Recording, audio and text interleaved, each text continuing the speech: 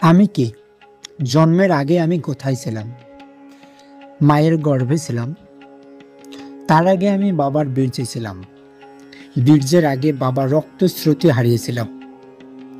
মিশিয়েছিলাম ঠিক যেমন দুধে মাখন মিশিয়ে থাকি। বাবা মায়ের সঙ্গমের মাধ্যমে, বন্ধনের মাধ্যমে একসময় বীর্যের আকারে, দলার আকারে বেরিয়ে এলাম।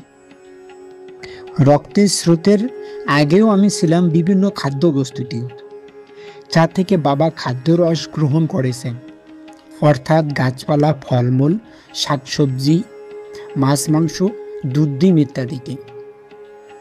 আবার মাছ মাংস, দুধ ডিম অর্থাৎ গরু ছাগল ভেড়া মূলত উদ্ভিদ আশ্রয়ী। তাই বাবার রক্তস্রোতে আসার আগে আমি উদ্ভিদ জগতে ছড়িয়েছিলাম।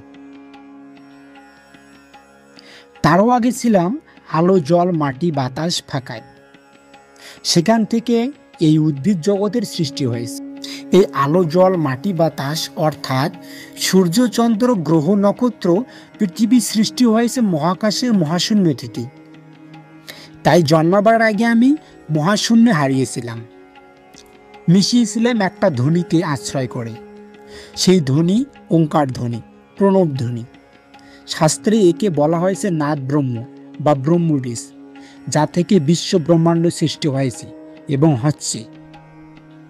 ওই বীজ আমার মধ্যেই নিহিত, অর্থাৎ ওই সূক্ষ্ম বীজের স্থূল প্রতিফলন আমি। তাই আমি এবং প্রতিটি জীব সেই বিরাটেরই অবতার। অগণিত কণিকা নিয়ে আমার এই দেহ। প্রতিটি কণিকার আবার নিজস্ব প্রাণ চৈতন্য আছে। সবার সত্তাতেই সে আমি সত্তা বিদ্যমান। প্রত্যেকেই তাই নিজেকে বলে আনল। এই সকল কণিকা, সকল আমি নিয়ে যেমন আমার রক্ত মাংস ব্যক্তিত্ববোধ, তেমনি আমাদের এই অগণিত দেহকণিকে নিয়ে এই পৃথিবীর স্বরূপ সত্তা।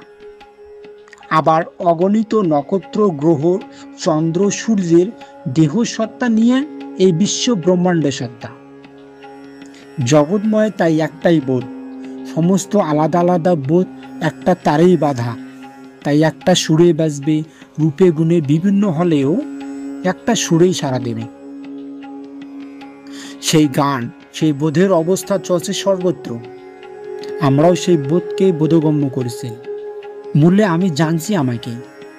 সকলে বলছে, প্রতি কণিকাও বলছি, আমি সেই, আমি স্রষ্টা।